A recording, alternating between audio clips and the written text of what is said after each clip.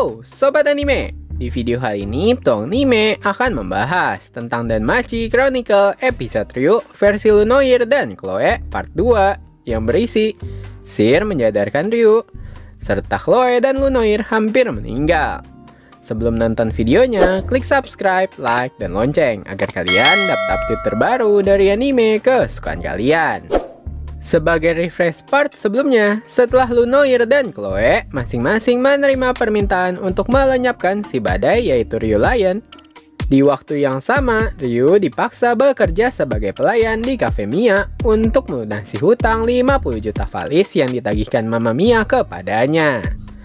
Beberapa hari berlalu diperlihatkan Ryu kini sedang berjalan bersama Anya, dikarenakan mereka berdua mendapat tugas untuk berbelanja. Di tengah perjalanan pulang, Anya membuka obrolan dengan Ryu dengan membicarakan topik tentang seberapa kerasnya Mama Mia dalam mempekerjakan demi-human cat people seperti Anya dan teman-teman pegawai lainnya.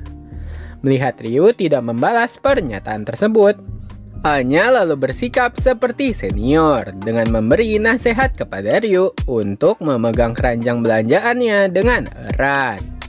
Meskipun Ryu menyadari pesan Anya tidak terlalu penting, namun Ryu menyadari alasan Anya menegurnya hanya untuk membanggakan dirinya agar lebih terlihat seperti pelayan senior. Menghiraukan pikiran tentang sikap Anya, Ryu mencoba menganalisa kejadian beberapa waktu yang lalu. Di saat Ryu menendang Anya karena Ryu tidak terbiasa disentuh oleh orang lain. Ryu menilai Anya adalah gadis yang sangat luar biasa, karena setelah mengalami dan terlibat dalam insiden yang tidak menyenangkan bersama Ryu, Anya tetap tidak memilih menghindari atau memusuhi Ryu. Ryu merasa sikap Anya membantu Ryu untuk melepaskan beberapa pikiran negatifnya. Melihat wajah Ryu, seorang gadis elf yang masih menampakkan wajah murungnya, Anya dengan cepat menyebut wajah Ryu saat ini dapat dengan mudah disebut dengan wajah seseorang yang sedang depresi. Terkejut mendengar penilaian Anya kepadanya, biarpun Ryu menilai Anya tidak terlalu peka terhadap kondisi di sekitarnya, Ryu berprasangka apakah tindakan Anya selama ini yang selalu berada di dekatnya merupakan bukti atas perasaan Anya yang selalu mengkhawatirkan Ryu. Menanggapi pernyataan Anya, Ryu lalu meminta maaf bila dia telah membuat Anya khawatir. Tidak mengerti tentang jawaban Ryu yang mengatakan dia khawatir kepadanya, Anya dengan polos bertanya kepada Ryu. Anya tidak pernah berpikir seperti itu. Anya juga bertanya memang apa alasan Anya sampai harus mengkhawatirkan kondisi Ryu saat ini. Yang kemudian Anya berkata bahwa depresi hanyalah perasaan yang datang karena seseorang mendorong dirinya merasa depresi. Yang lalu Anya menunjuk salah satu karyawan di dapur yang merupakan demi-human cat people seperti dirinya Anya. Anya berkata karyawan itu pada awalnya juga mengawali pekerjaannya sambil terlihat sangat depresi. Namun seiring berjalannya waktu, karyawan cat people itu kini lebih menikmati pekerjaannya. Menutup perkataannya, Anya berpesan bahwa salah satu cara untuk bangkit dari depresi adalah dengan memulihkan diri sendiri. Anya memastikan bahwa semua orang yang berada di Cafe Mia bangkit dengan cara yang sama. Anya berharap Ryu juga akan bangkit seperti yang dialami oleh mereka. Mendengar perkataan Anya yang menyebut semua pekerja di sana pernah merasa depresi sebelumnya, Ryu bertanya-tanya apakah hal itu juga berlaku kepada Anya. Menutup pemikiran itu, Ryu bergumam akan menjadi hal yang baik seandainya Ryu bisa bangkit kembali, selayaknya peristiwa yang telah dialami oleh seluruh pegawai di Cafe Mia. Menyela gumaman itu, Ryu dengan wajah dinginnya bertanya kepada Anya, apakah itu berarti Anya pernah melewati kejadian pahit yang membuatnya merasa depresi? Terkejut menerima pertanyaan mendadak dari Ryu, Anya lalu mencoba mengalihkan topik pembicaraan dan memilih untuk menghindari menjawab pertanyaan tersebut. Terlihat sangat gelisah, Anya menjawab bahwa dia masih memiliki pekerjaan lain, sehingga Anya membuat alasan yang aneh yang mendorongnya agar dapat segera berlari menjauhi Ryu. Melihat ekspresi gelisah terpancar di wajah Anya, Ryu menebak melalui pembicaraan Anya tentang para pekerja kafe di Cafe Mia yang pernah mengalami depresi sebelumnya. Ryu telah mengetahui Anya pasti juga pernah merasakan hal yang sama. Namun Ryu merasa tidak enak dikarenakan sepertinya dia telah mengungkit dan melakukan hal yang buruk kepada Anya. Lihat Ryu yang telah menyelesaikan pekerjaannya membawa barang belanjaan ke dapur, Mama Mia lalu memerintahkan Ryu untuk membantu mencuci piring. Di saat Ryu membersihkan piring kotor, Ryu merenung apakah dengan bekerja dan memakan makanan enak dapat membuatnya memiliki keinginan untuk hidup kembali. Ryu bertanya apakah metode penipuan dengan menagih hutang dan memaksanya bekerja dibutuhkan oleh Ryu. Melihat Mama Mia yang memberikan pekerjaan dan tidak menguasai Ryu sepanjang waktu, Ryu menyadari dia bisa melarikan diri kapanpun dia mau. Pada akhirnya Ryu bertanya-tanya apa alasan dia masih berada di sana. Yang kemudian Ryu berpikir itu karena Ryugini tidak mempunyai tempat untuk kembali. Yang mana Ryu teringat kembali para rekannya dari Astrea Familia sudah meninggal. Tak hanya itu, Ryu bahkan membuat Dewi Astrea meninggalkan kota Orario. Untuk menjauhkan Dewi Astrea dari akibat yang mungkin saja muncul setelah tindakan balas dendam Ryu kepada para anggota teroris Evilus. Semakin tenggelam dalam pikiran negatifnya, Ryu bertanya-tanya mau sampai kapan dia bersembunyi sampai dia bisa bertemu kembali dengan Dewi Astrea. Ryu juga merasa murung sambil bertanya-tanya apakah dengan bekerja dapat membantunya melupakan masa lalu dengan menikmati hari-hari damai di masa depan. Ryu berpikir dia masih tidak bisa menemukan tujuan hidupnya, yang seakan-akan tindakan yang dia lakukan sekarang hanyalah lari dari kenyataan. Tak lama kemudian, Sir lalu datang menghampiri Ryu dan menawarkan diri untuk membantu Ryu menyelesaikan mencuci tumpukan piring kotor. Lihat senyuman Sir, Ryu tahu alasan dia tetap berada di Cafe Mia. Itu dikarenakan keberadaan Sir. Menjawab niat baik Sir, Ryu menolak bantuan Sir. Akan tetapi, mengetahui jawabannya tidak akan mempengaruhi Sir, pada akhirnya Ryu dan Sir bekerja sama menyelesaikan tumpukan piring kotor di dapur. Mencoba mencuri pandang ke arah Sir, Ryu bertanya-tanya mengapa Sir dapat dengan mudah meraih tangan Ryu seperti yang dilakukan Alice, yang merupakan mantan rekannya dari Astrea Familia yang telah meninggal. Sebagai info, bangsa elf yang menutup diri dari dunia luar akan secara naluriah menolak untuk bersentuhan dengan orang lain yang tidak dikenalnya. Mengetahui Ryu masih tidak terbiasa dengan pekerjaan dan selalu gagal melakukan tugasnya, Sir menjawab pada awalnya Sir juga selalu melakukan kesalahan. Dari tugas berbelanja hingga tugas memasak dan lain-lain. Oleh karena itu, Sir berkata pada saat pertama kali bekerja, Sir selalu mendapat omelan dari Mama Mia, yang membuat Sir akan menghibur dirinya dengan berguling di ranjang ketika malam hari.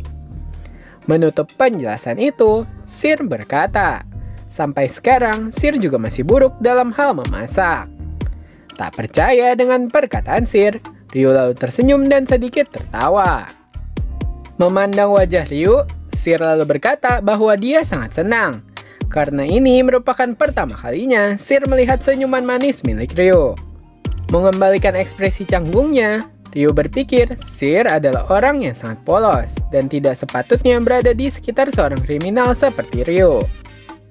Menutup kegembiraan Sir, Ryu bertanya-tanya apa alasan Sir menyelamatkannya di lorong sempit gelap ketika Ryu sedang sekarat. Menanggapi pertanyaan Ryu, Sir meminta Ryu untuk mengikutinya pergi ke suatu tempat bersama-sama. Menyetujui saran Sir, Ryu dan Sir lalu meninggalkan Cafe Mia melalui pintu belakang. Dan mereka berdua lalu berjalan melalui beberapa gang sempit, hingga mencapai salah satu distrik di kota Orario, yang mana di sana terlihat sebuah bangunan tua yang berbentuk katedral yang telah ditinggalkan. Dengan cepat, Sir mengajak Ryu untuk masuk dan segera berlari menuju tangga. Sampai akhirnya membawa mereka tiba di lantai teratas gereja. Sesampainya di sana, Ryu bertanya kepada Sir, apakah tidak apa-apa mereka meninggalkan Cafe Mia tanpa seizin Mia Grand? Sir menjawab bahwa mereka telah bekerja dengan keras, jadi bukanlah hal yang buruk bila mereka sesekali bolos dari pekerjaan. Melihat tingkah laku Sir, Ryu menganggap sifat Sir lebih seperti angin yang tidak dapat diterka arahnya. Yang kemudian Sir mengungkapkan alasannya membawa Ryu ke atap tersebut, karena di sana merupakan tempat yang sangat indah, di mana mereka dapat dengan mudah melihat pemandangan kota Orario sambil ditemani dengan udara yang sangat nyaman. Sir menjawab kepada Ryu bahwa dia menyukai tempat yang sangat tinggi. Mendengar jawaban Sir, Ryu teringat dengan Alice, mantan rekan Ryu dari Astrea Familia yang sudah meninggal, yang juga menyukai tempat yang sangat tinggi. Sir kemudian mengungkapkan alasan dia menyukai tempat yang sangat tinggi, yaitu karena dari sana Sir dapat melihat segala peristiwa di kota Orario. Oleh karena itu, Sir mengungkapkan terima kasih kepada Ryu.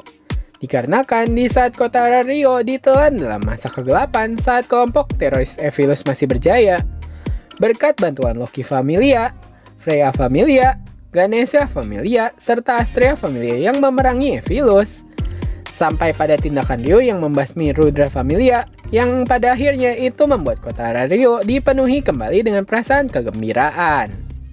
Mendengar perkataan Sir, emosi lalu bergejolak di dalam hati Ryu. Ryu lalu meluapkan kekesalannya dengan berkata bahwa apa yang dilakukan Ryu selama ini bukanlah keadilan, karena tindakan Ryu yang melenyapkan Familia yang tergabung dalam Evilus itu semata-mata hanya untuk membalas dendam atas kematian para rekan-rekannya dari Astrea Familia. Akan tetapi, Sir tidak mau menyerah. Sir lalu menunjukkan jarinya menuju ke alun-alun. Sir berkata berkat tindakan Ryu itulah kota Orario kini menjadi jauh lebih baik. Dan itu bukanlah buah yang matang dari hasil balas dendam. Lihat ke arah jari yang ditunjuk oleh Sir, Ryu melihat penyair dan badut yang kini tengah menghibur masyarakat di sekitar alun-alun tersebut. Tergugah dengan pemandangan senyuman bahagia para warga kota, serta mendengar lantunan musik penyair yang berterima kasih kepada pahlawan yang telah mengakhiri masa kelam di kota Orario, Ryu masih kesulitan mempercayai apa yang dilihatnya sekarang. Menutup penjelasannya, Sir lalu berkata dengan mewakili para warga kota Orario. Sir kemudian berucap, terima kasih karena sudah bertarung mewakili kami.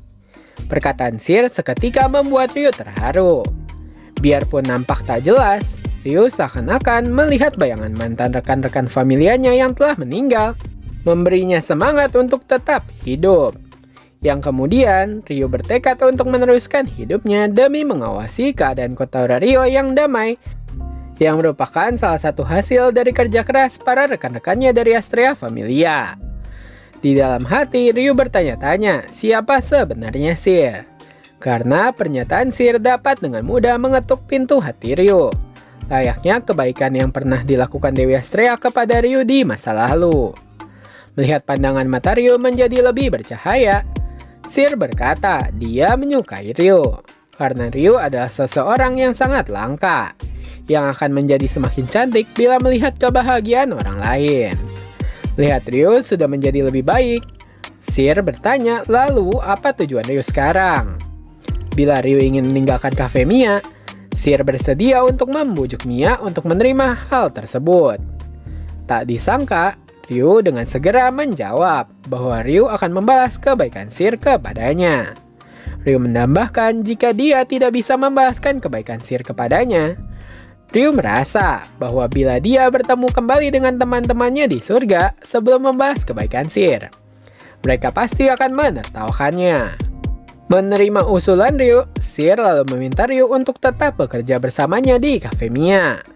Sepakat akan permintaan Sir, Ryu dan Sir akhirnya berjalan bersama ke Cafe Mia. Tak disangka di depan area Cafe Mia, Anya dan para karyawan lainnya lebih memilih membolos kerja demi menunggu kepulangan Sir dan Ryu. Segera setelah itu, Anya lalu menyambut kepulangan Ryu sambil menyindir. Ekspresi Ryu kini terlihat sudah jauh lebih baik. Senang melihat perubahan Ryu, Anya lalu berinisiatif untuk mengajak Ryu bersalaman sebagai tanda persahabatan. Tapi sayang karena kebiasaan elf masih menyangkut di dalam jiwa Ryu. Ryu bergerak otomatis dan menyingkirkan tangannya yang menjulurkan kepadanya. Ryu merasa tidak enak karena sikapnya masih mengacuhkan kebaikan Anya. Tak disangka, Anya tidak terpengaruh dan kemudian Anya membulatkan tekadnya agar suatu hari nanti dia dapat membuat Ryu menerima sentuhannya. Tiba-tiba, Seer dengan cepat memeluk Ryu. Yang anehnya, Ryu tidak bisa mengeluarkan gerakan penolakannya terhadap kehadiran Seer yang melengket kepadanya. Tidak terima dengan apa yang dilihatnya, Anya mencoba meniru tindakan Seer dengan mencoba melompat dan memeluk Ryu dengan cepat. Tapi sayang, seberapa banyak usaha Anya untuk mencoba, hasilnya tetap sama. Sementara Anya mengulangi tingkah konyolnya beberapa saat, Mia yang mengawasi di balik dinding membiarkan tingkah gembira para pegawainya. Namun setelah beberapa menit berlalu, Mama Mia lalu merasa kesal. Yang kemudian Mia menegur para pegawainya untuk segera kembali bekerja. Beberapa hari berlalu setelah kejadian tersebut. Lunoir yang masih mengamati tindakan Ryu dan perilaku si badai atau Ryu Lion melihat dari balik jendela. Lunoir merasa Ryu kini telah berubah menjadi lebih baik. Biarpun Ryu masih nampak kesulitan dengan tugasnya sebagai pelayan, namun Lunoir mengamati ekspresi Ryu sudah tidak kaku dan terlihat jauh lebih hidup. Mengetahui Ryu menyadari dia sedang diawasi, Lunoir lalu menjauh dari kafe Mia. Merenung tentang Ryu, Lunoir awalnya berpikir Ryu adalah orang yang memiliki nasib yang sama sepertinya. Namun melihat Ryu yang kini telah menemukan tempat yang disebut rumah, Lunoir mulai berpikir Ryu lebih nampak seperti pengkhianat dengan nasib yang awalnya sama seperti dirinya. Merenung tentang Ryu membuat Lunoir teringat dengan masa lalunya. Diceritakan Lunoir lahir di kerajaan yang berada jauh dari kota Orario. Orang tua Lunoir meninggal dalam perang, sehingga sedari kecil Lunoir terbiasa mencuri untuk bertahan hidup. Tak lama kemudian, karena keahliannya, Lunoir bergabung dalam salah satu familia. Tapi Dewi Familia itu menganggapnya tak lebih dari mainan. Untungnya Dewi Familia itu terlibat dalam salah satu insiden dan terpaksa kembali ke surga. Menyombongkan kemampuannya, tak sadar Lunoir telah sampai di kota Orario. Di waktu itu, Orario berada di zaman kegelapan, karena waktu itu Evilus masih berjaya. Yang kemudian Lunoir lalu menerima pekerjaan sebagai bounty hunter, yang pada akhirnya membuat dia terpaksa terlibat dalam pertarungan dengan anggota Freya Familia bernama Gulliver bersaudara. Di dalam pertarungan itu, Lunoir dibuat menyadari kekuatan petualang di kota Orario lebih menyerupai monster dibanding kekuatan petualang di luar kota. Yang bahkan dalam pertarungan menghadapi Gulliver bersaudara, Lunoir hampir meninggal.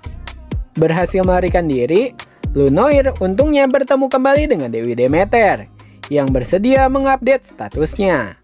Biarpun Lunoir tidak resmi bergabung dengan Familia Demeter, tak disangka Lunoir telah mencapai level 4. Usut punya usut, alasan Lunoir dapat mencapai level 4 itu dikarenakan dia telah mengalahkan banyak petualang selama masa kelam terjadi di kota Orario.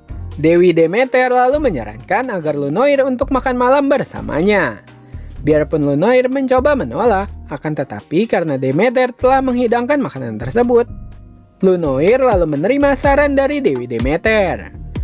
Pembicaraan lalu bergeser ke arah pekerjaan Lunoir. Mendengar Lunoir berniat melakukan tugas itu sebagai pekerjaan terakhirnya, Dewi Demeter memintanya untuk bergabung dalam familianya. Namun Lunoir menolak dengan mengungkapkan pekerjaan yang diselaminya merupakan pekerjaan untuk melenyapkan seseorang.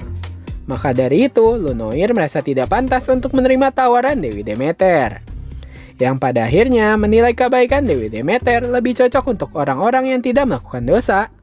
Lunoir akhirnya menolak menyantap hidangan yang dibawakan oleh Demeter, dan memilih meninggalkan Dewi Demeter. Sambil membulatkan tekadnya bahwa dia harus berhasil melenyapkan si badai yaitu Ryu Lion. Di hari yang sama, pada malam hari, Chloe Rollo juga melakukan pengamatan kepada Ryu Lion. Di sana, Chloe melihat Ryu telah berubah dibandingkan sifat Ryu beberapa saat yang lalu. Mengetahui Ryu sudah menyadari pengawasannya, Chloe lalu bergerak menjauh dari kafe Mia. Sementara Chloe menilai tindakan Ryu berubah adalah hal yang sia-sia, dikarenakan poster buronan justru akan mudah mengungkap identitas Ryu bila Ryu masih bekerja sebagai maid yang justru melibatkan banyak orang dengannya. Chloe lalu teringat dengan masa lalu kelamnya. Digambarkan sejak kecil, Chloe sudah dibesarkan di familia yang telah dilatih dalam bidang assassin. Merupakan hal yang normal mempelajari keahlian menggunakan pisau dan racun untuk melenyapkan target. Bahkan dalam salah satu ujian, Chloe dipaksa untuk bertahan hidup biarpun dia dipaksa meminum racun.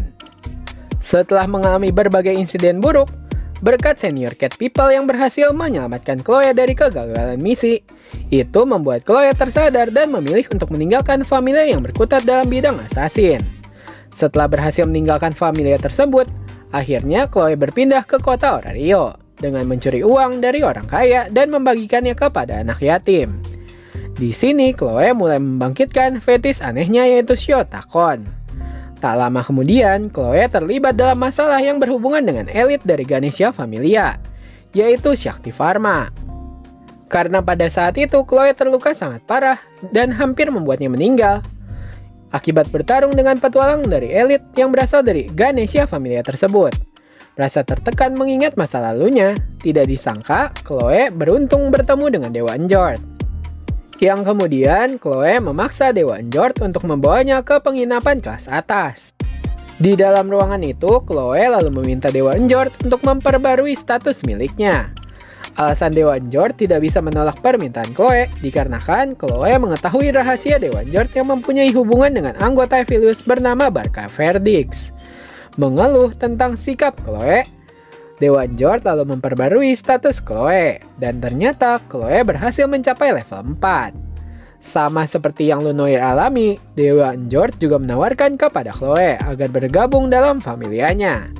Karena dengan kehadiran Chloe, Dewa Njord merasa dia pasti akan langsung beradaptasi dengan aktivitas Njord Familia yang memusatkan diri dalam bidang perikanan dengan kegiatan yang mereka sering lakukan di kota Meren yang berada tak jauh dari kota Orario. Akan tetapi, Chloe menolak ajakan Dewa Njord. Yang kemudian Chloe berkata, assassin seperti dirinya tidak akan mengerti apapun tentang rekan atau sahabat. Oleh karena itu, Chloe merasa dia tidak paham tentang kebersamaan. Menurut Chloe, yang dapat dia rasakan hanyalah kebahagiaan dari melenyapkan seseorang berdasarkan kemampuan assassin yang dimilikinya sejak lahir. Beberapa waktu berlalu, terlihat Lunoir kini sedang bertemu dengan klien dari Bruno Trading Company yang memberikan quest kepadanya seperti biasa. Namun klien itu lalu mengklarifikasi tentang apa alasan Lunoir masih belum menyelesaikan permintaannya untuk melenyapkan si badai. Lunoir menjawab bahwa dia akan melenyapkan si badai pada malam hari berikutnya. Namun sebelum mengakhiri pembicaraan itu, Lunoir berpesan kepada kliennya bahwa pekerjaan ini akan menjadi pekerjaan terakhir yang akan dikerjakan oleh Lunoir. Oleh karena itu, Lunoir meminta perusahaan Bruno Trading Company untuk berhenti melakukan kontak dengannya dan meminta mereka untuk tidak melibatkan Lunoir lagi dalam permintaan pelenyapan di masa depan. Menjawab pesan Lunoir, klien dari Bruno Trading Company bertanya apakah Lunoir berpikir benar-benar bisa menjalani kehidupan yang jujur di masa depan. Dengan tegas, Lunoir menjawab bahwa dia yakin tak peduli apa yang terjadi di masa depan, yang pasti Lunoir akan mencoba untuk memulai langkah untuk mencapai tujuan tersebut. Tidak jauh berbeda dengan yang dialami oleh Lunoir, Chloe juga bertemu dengan informan dwarfnya. Informan itu ternyata sudah mendapat informasi mengenai Lunoir yang seorang bounty hunter mengejar target yang sama seperti mereka yaitu si badai. Chloe dengan tenang menyuruh informan itu tidak perlu khawatir, karena Chloe sudah menyusun rencana yang matang untuk menyiapkan si badai di malam yang sama. Keesokan harinya, merasakan tatapan mata yang mengincar dirinya beberapa waktu ini semakin terasa intens. Ryu lalu memutuskan untuk mengundurkan diri sebagai pelayan demi melindungi para pegawai kafe lainnya agar menjadi lebih aman dari pembunuh yang sedang menargetkan dirinya. Namun sesampainya Ryu di ruangan Mia, Ryu justru dikejutkan tentang keberadaan Sir yang sedang mengobrol dengan dwarf pemilik kafe tersebut. Mendengar permintaan Ryu yang berniat keluar dari kafe, Mia paham dengan maksud dan tujuan dari Ryu. Akan tetapi, Mia hanya menjawab bahwa dia adalah hukum mutlak di kafe tersebut. Dan sebagai pemilik kafe, Mia berkata hal yang sama berlaku kepada Ryu yang merupakan pekerjanya. Maka dari itu, Mia meminta Ryu untuk tidak perlu khawatir. Karena para karyawan kafe merupakan orang yang kuat, terutama Anya. Mendengar penjelasan Mia, Ryu tidak punya pilihan lain selain menerima perintah tersebut. Mia lalu menambahkan bahwa selama sore hari nanti, Mia akan menutup kafenya. Karena Mia mempunyai urusan lain untuk menjelaskan siapa Ryu kepada orang-orang yang sangat overprotective kepada Sir.